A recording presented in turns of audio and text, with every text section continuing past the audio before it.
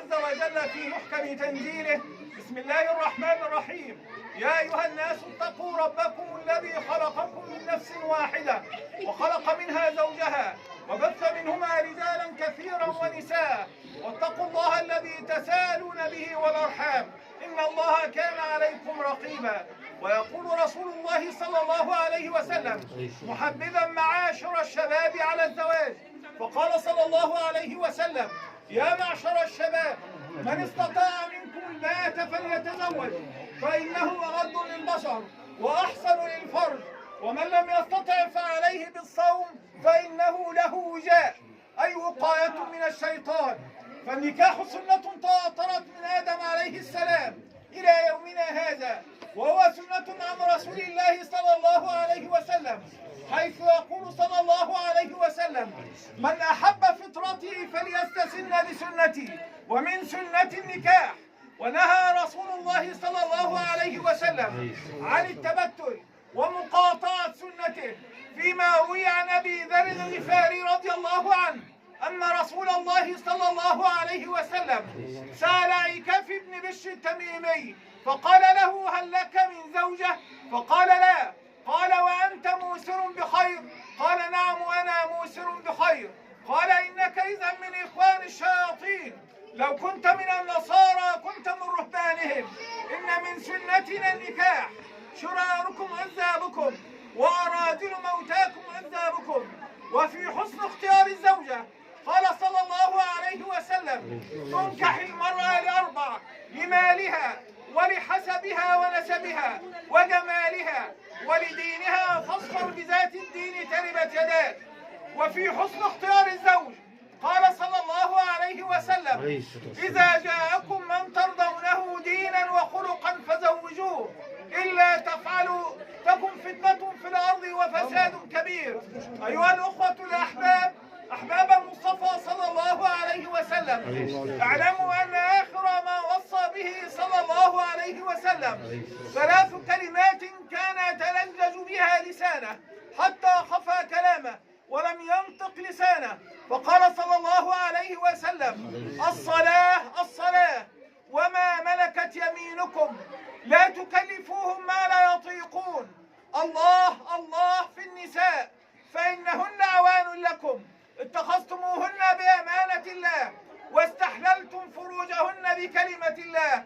أقول قولي هذا وأستغفر الله العظيم لي ولكم. قولوا معي: تبنا إلى الله ورجعنا إلى الله وسلمنا أمرنا لله وندمنا على ما فعلنا وعزمنا عزما أكيدا على ألا نعود إلى ذنب ومعصية أبدا، وبرئنا من كل دين يخالف دين الإسلام، وأشهد أن لا إله إلا الله وأشهد أن محمدا رسول الله.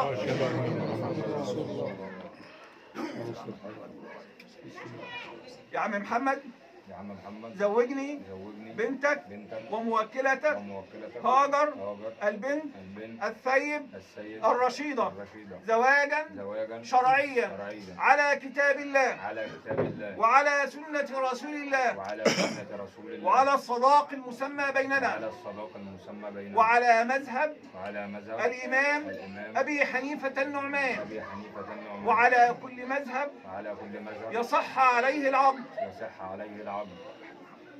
يا أستاذ محمد، زوجتك ابنتي وموكلتي هاجر البنت الثيب الرشيدة زواجا شرعيا على كتاب الله وعلى سنة رسول الله وعلى الصداق المسمى بيننا وعلى مذهب الإمام أبي حنيفة النعمان وعلى كل مذهب يصح عليه العقد.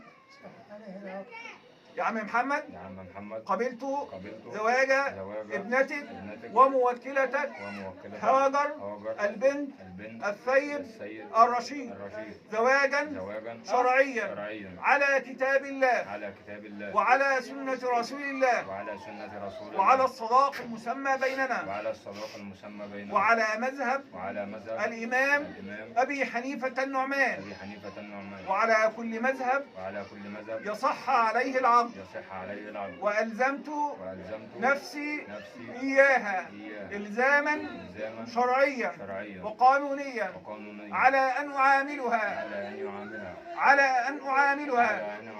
معاملة الإسلام وأن أحسن معاشرتها. بارك الله لكما وبارك عليكما وجمع بينكما في خير. ألف بركة. ألف بركة.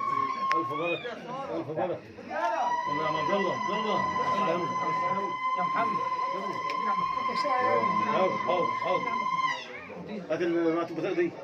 يا عبد الله. عشان لو بس عشان لو جسم. عندك حد.